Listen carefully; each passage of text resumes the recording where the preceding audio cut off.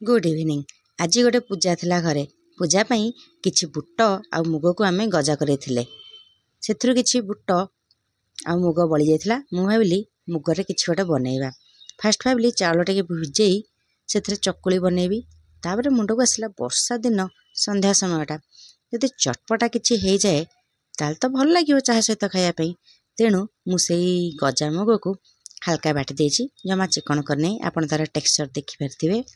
सेथरे किछि सुजी कटा हवा पियाज धनिया पत्र भूषण पत्र काटी चित्रे पकेइछि। बेसन किछि ऐड करिछि। बेसन पकाय द्वारा बाइंडिंग टा टिके भलो आसे। सेथरे लंका गुंड हल्दी गुंड मसला गुंड आउ किछि जुआणी मिसई ताको भलो भाबे गोळे देछि। जुआणीटा पकेवा द्वारा तार बास्ना गोटे भलो आसे आउ हजम प्रक्रिया भी सुंदर हुए। तापरे ताको 5 मिनिट छाड़ देइथिली। पुणी तेल गरम करी ताको छोट छोट पकोड़ी करी एठी मु करे रे दे देछि। देखंतु पकोड़ी छाणला बेले यार गैस को जम्मा भी हाई फ्लेम करिए नाही, मीडियम टू लो फ्लेम रे ही याको छाणिबे। नहले कोन हबो ना बाहरटा लागिव हे जाइछि किंतु भितरे सेडा संपूर्ण बनि नथिबो। यार कलर तो बहुत सुंदर थिला। आपण एठी कंचा लंका मध्ये काटी के पकाई परिबे, किंतु मु कंचा लंका झियो पई सबले स्किप करे। आ ये पकोड़ी रो कलर जते की सुंदर टेस्ट मध्ये सेते की बढ़िया।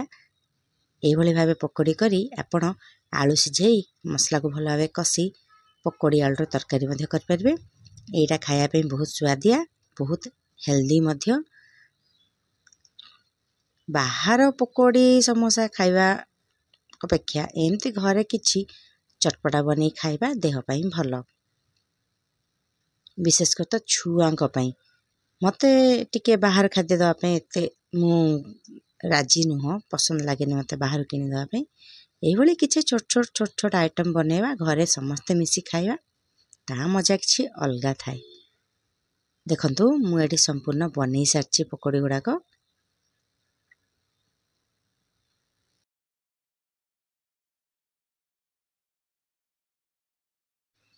एमती करी मु सब गुडा को पकोड़ी छाणी देछि। यार लुक जते सुंदर टेस्ट मध्ये सेते बढ़िया हेछि। आपण माने टमाटो केचप किंबा अन्य कोनसे चटनी सहित एहाको सर्व कर परिबे। बहुत टेस्ट एतला घर मध्ये समस्त को पसंद कले। तापरे मुगटा हमर स्वास्थ्यकर जिंस ना, मुगर बहुत गुडे हेल्थ बेनिफिट्स अछि। आपण माने भी घरे एवला मुगर पकोड़ी बनांतु खांतु आ यार हेल्थ बेनिफिट्स लाभ उठांतु।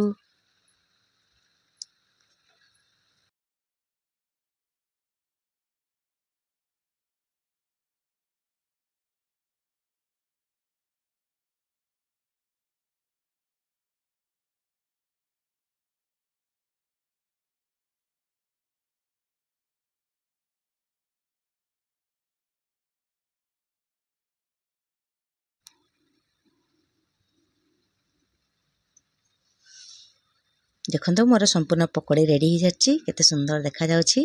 आपण माने एहाको घरे बनांतु। टेस्ट केमति लागला निश्चित कमेंट माध्यम रे जणेबे। चैनल को नुआ आस्तेले सब्सक्राइब करिवे। एई भली डेली नुआ नुआ अपडेट पाइबा पई। रहूछि। Thank you.